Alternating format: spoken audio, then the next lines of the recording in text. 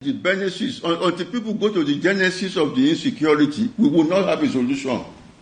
That is the genesis of the insecurity in Nigeria. It started. I keep quoting. I've quoted it so many times. Others have also quoted it, not me alone. In 1960, just barely 5 months after Nigeria got independence in October, in fact, in October, I think it was 12th October, 1960, the late Sadalna of Sokoto, Alhaji Samadu Bello, he said that this new nation, Nigeria, that was the word he used, should be an estate of our great-grandfather, Usman Dan Fodio.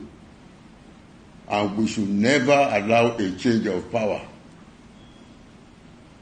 He continued, the northern minorities we shall use as stepping stones, and the south we shall use as conquered territory,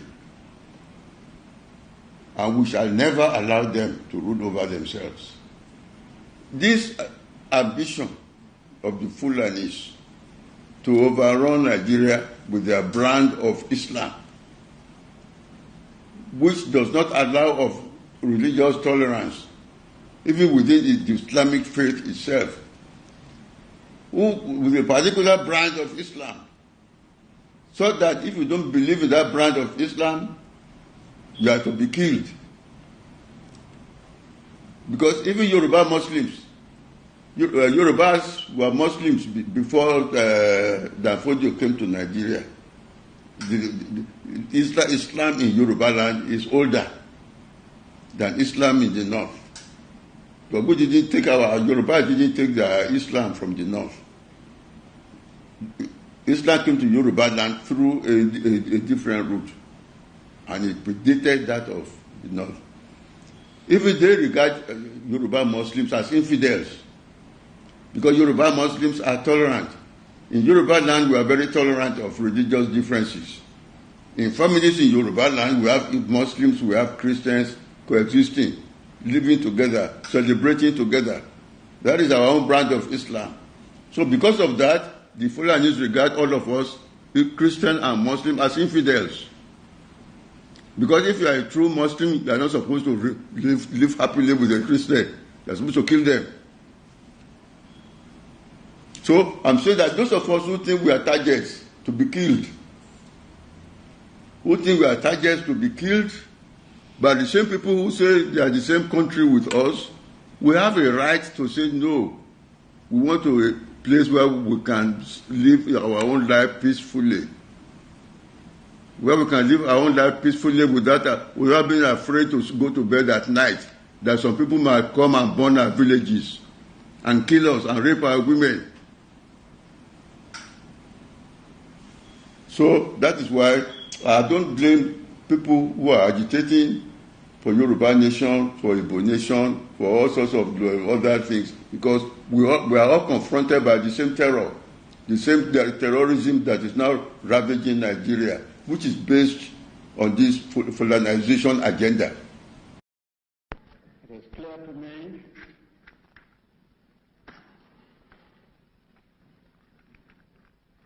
that what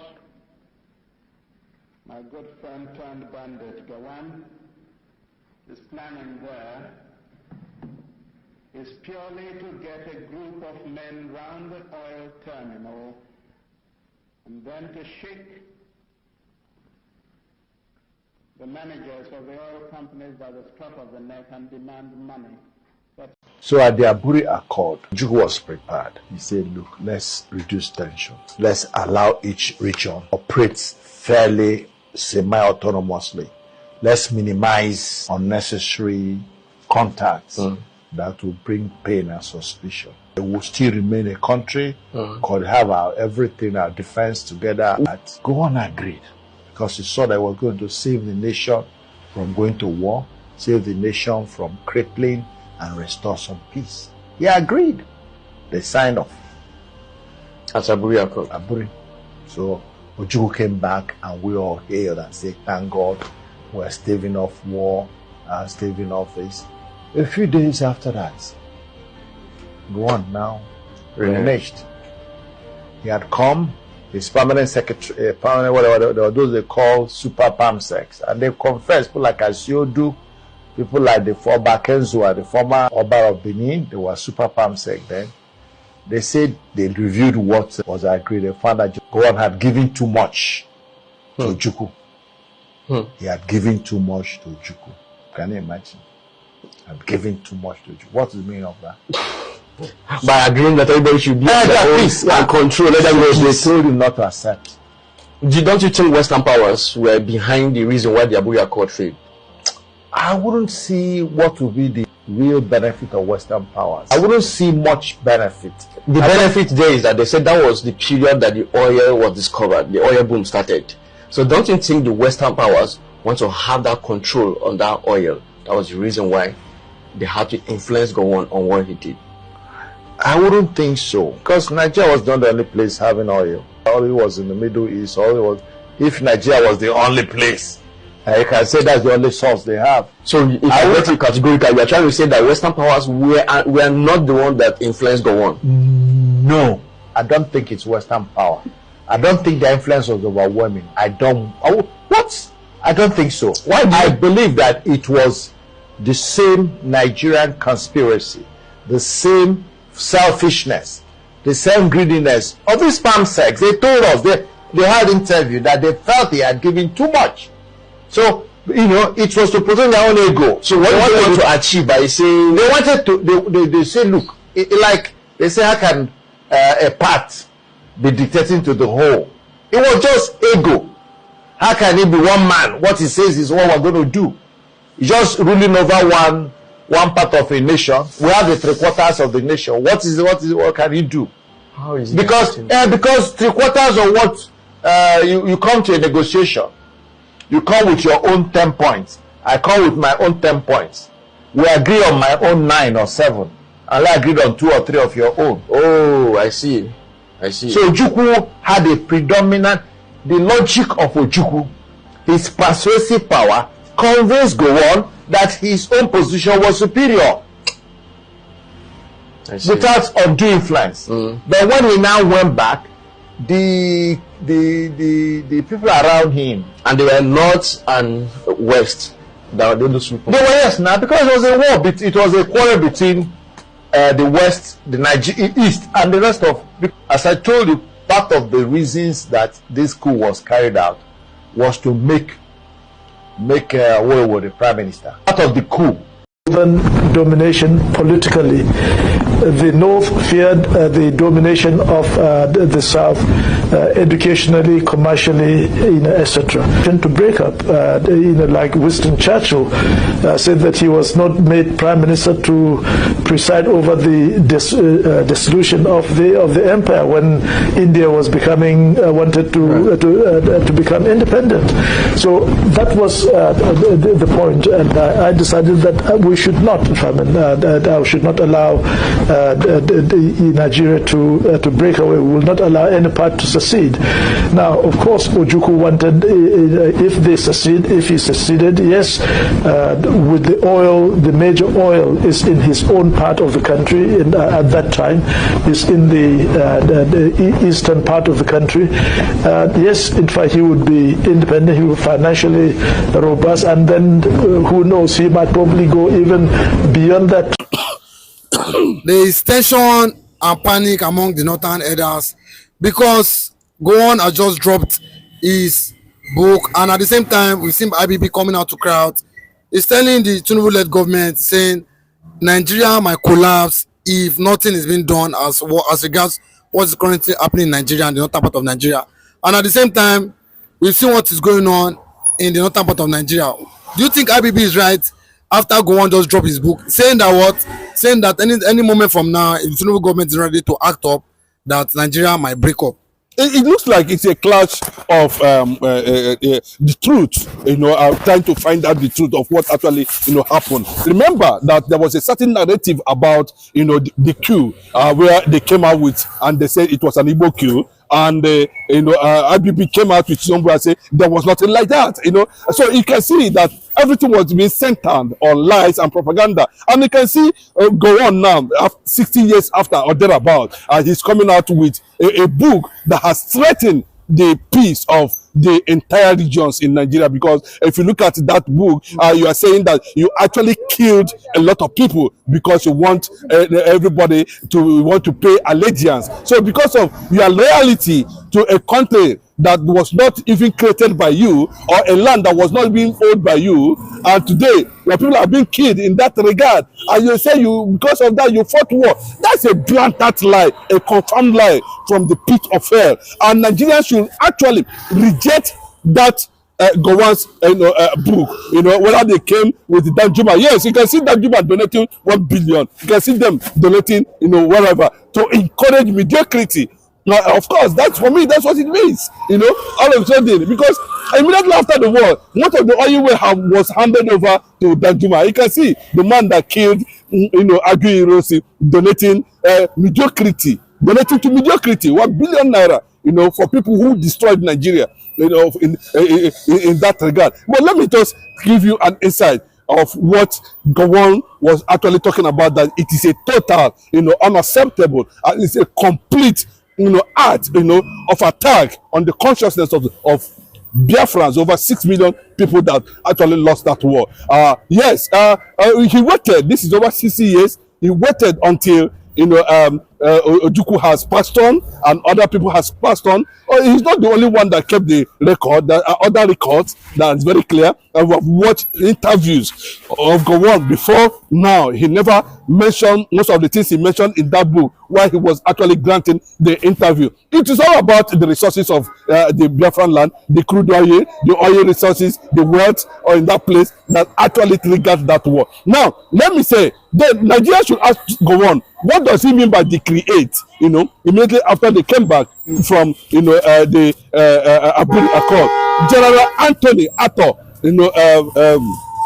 Ankara, who led that agreement in Aburi, made it very clear. The records are very there. And what is the record? To stop the killing. And what triggered the killing? To stop the Igbo people, the Igbo tribe, they started even killing the Igbo people before 1960, when Nigeria was, or whatever, when Nigeria finally got their independence. Immediately after the amalgamation of Nigeria in 1914, the killing started.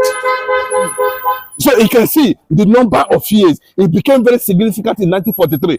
In 1953, it became worse, down to 1967 and then about. So you can see. So it became in 1967. So on January 4-5, they were all in Aburi. And what is the agreement in Aburi? The records are there. Everybody can go and check it. Decentralize the military structure. Let every region control their region militarily and otherwise. And that was where they were talking about confederation. Remember, people talk about confederation. They do not understand what this confederation is all about. Then, on the issue of safety, and resources, control your stuff within your region. Those were the things, that were agreed, most importantly, to make sure that the killing started. Everybody agreed. Then, when one came back, there was a decree. And what the decree all about? Whether he was wrongly advised or whether he was told that what happened in Aburi was not correct. It does not. The people are not comfortable with that. How would you go and sign such agreement? It's centered where the whole thing was just centered that Ojukwu was driving a confederate style system to prevent federal might being used against his own people. And to an extent, that was the basis of that agreement. So when you came up with Decree 8, what is the purpose of Gowon coming up with Decree 8 even after the Aburi agreement? The reason for that Decree 8 is that he wants a total control of the structures of Nigeria by the federal government. There will be no regionalism, there will be no confederation, there will be no other resources. And Gowon said, this thing has, Ojukwu said, this thing has already altered the agreement in that regard. And that was how everything went the other way. So Gowon is a liar. Is unfortunate. He doesn't know what he's talking about. He's fabricating. He's using the same propaganda, against the people, and even his own middle belt are today facing the consequences. I believe that Gowon was not actually intelligent. And there was a clear-cut illiterate. He was young at that time. Yes, he was young. Okay, not only young. He said at a certain interview that he was sick, that he has malaria. He didn't understand what Ojukwu was talking about at that particular time. Later, he came up and said it's about the resources of the in Biafra land, that if they allow Biafrans to go with that kind of resources, they will become a superpower, and they will become whatever he claimed at that regard. But look at it, 60 years or 70 years, 100 years after of Nigerian existence, Nigeria has nothing to show for that record in that regard. And today, we have seen that the people that Gowon defended their interests have turned against them, including Danjuma. Shame. Nigeria must split. There's no two ways about it. Whether he takes it now or later. But this movement, this Biafra movement, we will continue to broadcast it from generation to generation. Nobody can stop it, and that's a fact.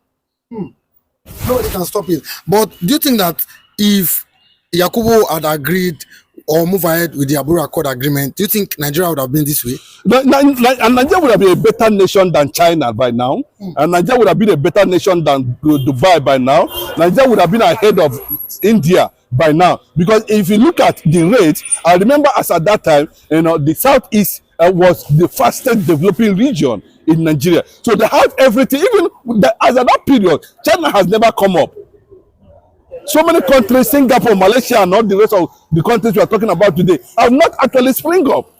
Now imagine a region or a country where everything was being done in a proper way, and there was confederate style system of government where people would have developed, regions, communities would have developed based on what they have, and that is what Ojukwu advocated. Later they call it restructuring, later they call it resource control and all that. They didn't see that Ojukwu was actually more intelligent and actually saw the future. But today you can see the Niger Delta resource control. These are the people that worked against the reality on ground. So the consequences, you are seeing it very clear. There's massive devastation in the South region, pollution and everywhere. Nobody seems to care, and that is the consequences of working against the truth. Just like Gowon, that of course is good that Daniel bought that book. For me, I don't think even that book, will exceed that where they actually launch it. Nobody's going to buy it, I can tell you, because it's all full of fabrication. The way they fabricated the truth and tagged the 1966 coup, counter coup. I call it counter coup because it was a coup to stop the real jihad government from taking position government in Nigeria at that time.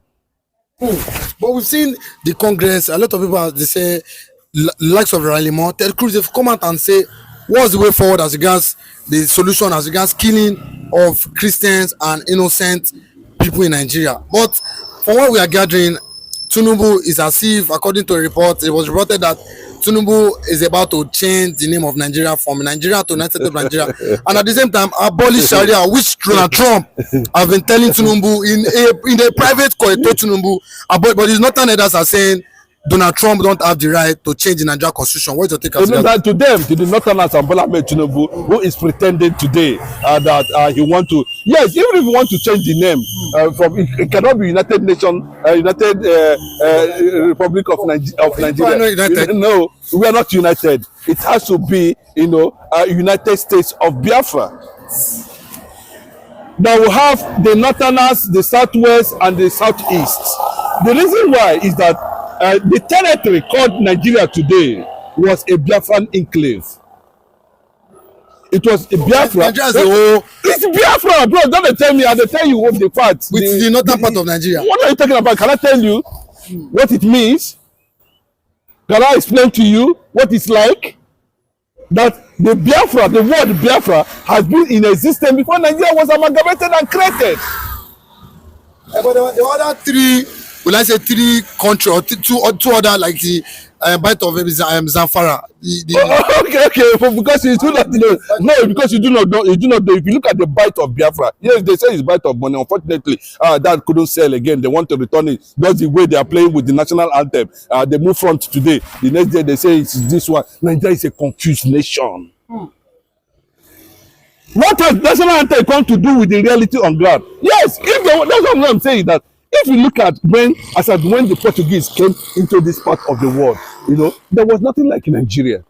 But the presence of Biafra map, you know, houses so many kingdoms in West Africa at that time. Right from the Gulf of Guinea. The bite of Biafra. The ancient Ethiopian miners. Those territories, the coastal water, territorial waters, that was named the bite of Biafra, was within the context of West Africa. There was no Nigeria there. But Biafra was in existence. So if they are contemplating it, they should name it United States of Biafra. Remove the name Nigeria. The word Nigeria is a racist name. It's a name born out of racism, a trait. When you want to call somebody a black monkey, you call him a Niger, a nigger. It is not acceptable. But I can tell you, for those who don't even know the meaning of Biafra, I can tell you the meaning of Biafra. So, in the real sense of it now, you know, say, if you are talking about Sharia, Bola Ahmed Tinubu, or say, I doubt whether Bola Ahmed Tinubu want to tamper with the code of the constitution of Nigeria that is being centered on Islam and Sharia. The North knows that the constitution of Nigeria is a Sharia constitution. And that is what they are using. Because they believe they are the one that was handed over the instrument of nationhood by the British government. So the Britain themselves established it in disguise and made Nigeria an Islamic nation. Considering the fact that according to Lord Lugard, you know, before he handed over to Walter L. Jang, he said something very clearly, that these people they are calling the Fulani, I have encountered them in some part of Africa where I was the Governor General. And we know what they did, and therefore we are handing them over. That the problem with them is that they are full of immorality and they are unambitious. He still went ahead and handed over that thing. But you can see the reality has continued to play out. So if Bola Ahmed Tinubu is struggling to change the name of Nigeria, he's trying to hide inside that sorog and see how he's going to manipulate at the end of the day, you know, and see how he's going to dismantle Sharia.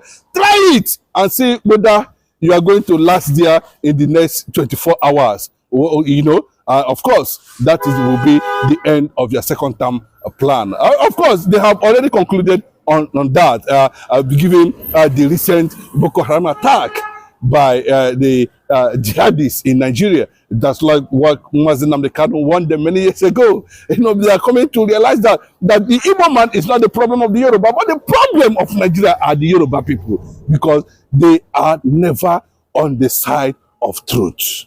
I'm not trying to, cast anything on them, but look at a Yoruba president sentenced Mazi Nnamdi Kanu to prison, and today jihadists are killing his own people in his homeland. That is quite unfortunate. That is what it means when you dialogue with the Afonjas and the Fulanis, who the Fulani people has come to identify that they feel more comfortable living with the Afonjas than living with the Igbo people. So you can see that Nigeria has always have a questionable identity, character about who and who unite inside United States of Nigeria. The unity you are talking about today in Nigeria, what makes Nigeria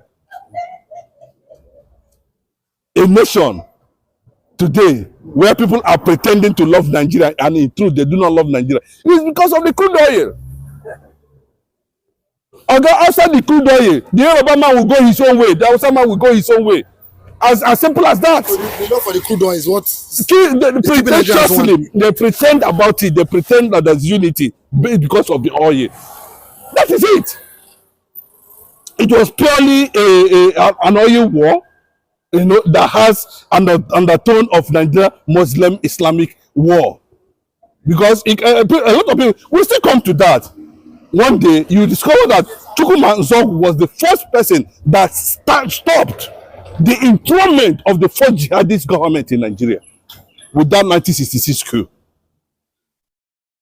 So you can see that IBB now is challenging his own people.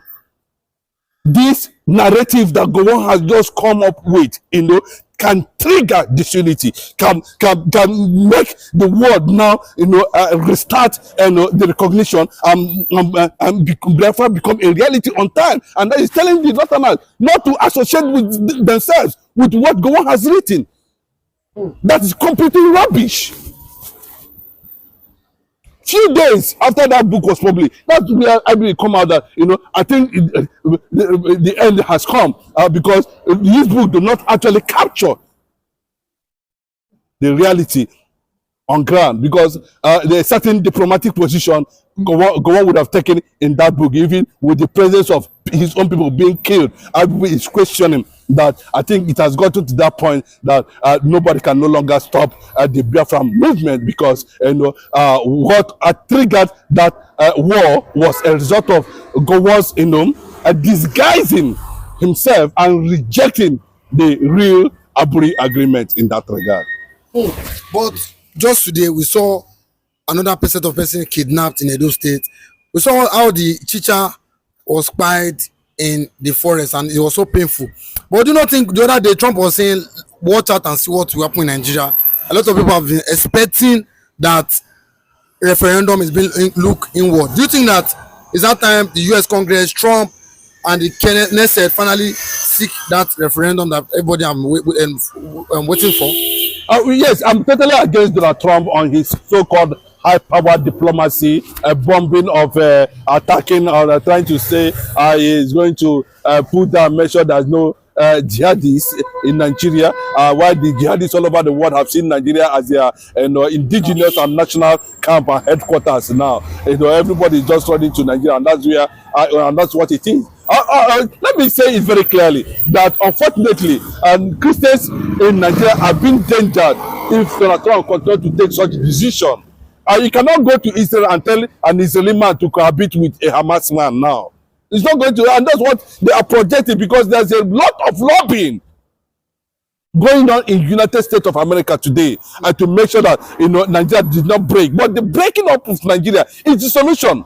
Remember that there has been massive attack in almost all the states in Nigeria, in the east, in everywhere, in the south, everywhere, in the southwest, the same thing. Massive attack and plan has also been carried out in that regard. We are talking about, you know, over 50,000 Nigerians being killed in just within a week. And you're talking about diplomacy, bombing. No! The United States of America need to understand that it's not about, you know, we don't need to pretend about that. The solution is total breakup. We saw the Yoruba Self-Determination Group weeping and crying, begging that Bola Ahmed Tinubu wouldn't have sentenced Mazen Nnamdi Kanu to imprisonment over the reality on ground. That this man actually warned even the so-called Yorubas about what is coming. Today, they ran to Mike Arnold and begged Mike Arnold to include them, to have mercy, to seek partnership with Biafrans all over the world, to see how they are going to achieve that, because, you know, they are running away from the danger which they were part of and created just to make sure that they destroy the Igbo people. You can see it very clearly. So Donald Trump and Radimon, whatever they call themselves, should understand at this point that it's not about diplomacy, it's not about bilateral. We are talking about existing human life now, and the only way to do this is to go ahead. You have options. You know, that military option cannot stop jihad in Nigeria. That's what I'm saying. By the time I've been saying it over and over again, but I'm just being optimistic and real. Minuku, the second global leader of ISIS, cannot stop it. A Nigerian. Don't you know that second global leader of ISIS that was killed in Nigeria is a Nigerian? Born in Bronu, grown up in Bronu, goes out to the and hits his target globally and return to Nigeria and hide. The Nigerian government are saying they killed him just to allow him to continue to exist and carry the malicious is a criminality in that regard. They pretend they are covered up, that they have killed him how many years ago. And you don't know that these people know what they are doing. We should not rely. Say you are relying on Nigerian government. Now, I know that intelligence is very incorrect. The US cannot rely on Nigerian government. At the time, they will sabotage US efforts in Nigeria. Donald Trump, you have only a few years to leave office. And your decision now has possibly going to endanger the Nigerian Christians if you do not go ahead and break up this country and recognize Biafra as a sovereign nation, as a safe nation for Christians in Nigeria. It's as simple as that. You wouldn't have started this with negotiating Nigeria. I'm just very unhappy with Donald Trump. That's it. So let's give him time that Trump might still be the one to make it happen. Now let's give him time. Okay, yes, you can be saying that, you know, and that is why I'm looking at that direction, that God help us at the end of the day. If the Israeli government were able to do something in that regard, I will really appreciate in that, just like the way they did to Somaliland. You know, because America plays high level of advanced diplomacy. At the end of the day, they say they are partnering with Nigerian government. That is not correct. That is not what Christians are looking for. Ideological manpower, you know, killing, attack, it does not stop these people today that seem to have claimed that they own Nigeria. What will keep them? What they are looking for is their own country. Give them their own country. Let everybody go their separate ways. After all, Britain has the amalgamate Nigeria, and the end, that was after 100 years. And in 1914, Nigeria have ceased to be an amalgamation. So why not go ahead and recognize several entities seeking for sovereignty in that regard? I think that's what Donald Trump, instead of pumping money, billions, and trying to say you are killing one, where we have more than 30 Islamic sects in Nigeria, hidden, waiting for the time. You can see the spread. It's ongoing, almost all the bushes now. So what does Donald Trump actually want? What does he want? Is that coming to endanger Christians and go after 4 years? Then what do you intend to achieve? What have you achieved? And that is what Mike Arnold is asking questions, that these delegates, these lawmakers, this Congress, are not telling Donald Trump the truth, because the Nigerian government are pumping billions of dollars on propaganda, buying up, you know, lobbyists from everywhere. And I hope that this man should see the truth and forget about Mosabulus, who married your daughter and saved millions of Christians in Nigeria. Stop this manipulation. That is not correct. We do not expect at this point in time, you will still be waiting that every week we have over 50,000 Christians in Nigeria murdered. And you are saying you are negotiating, you are bombing. To save more life, save money and resources, United States of America should do the needful. And what is the needful? Nigeria must disintegrate and allow people to scatter. Yes, let me use that word. And allow people to choose their destiny based on their faith and religion. Thank you.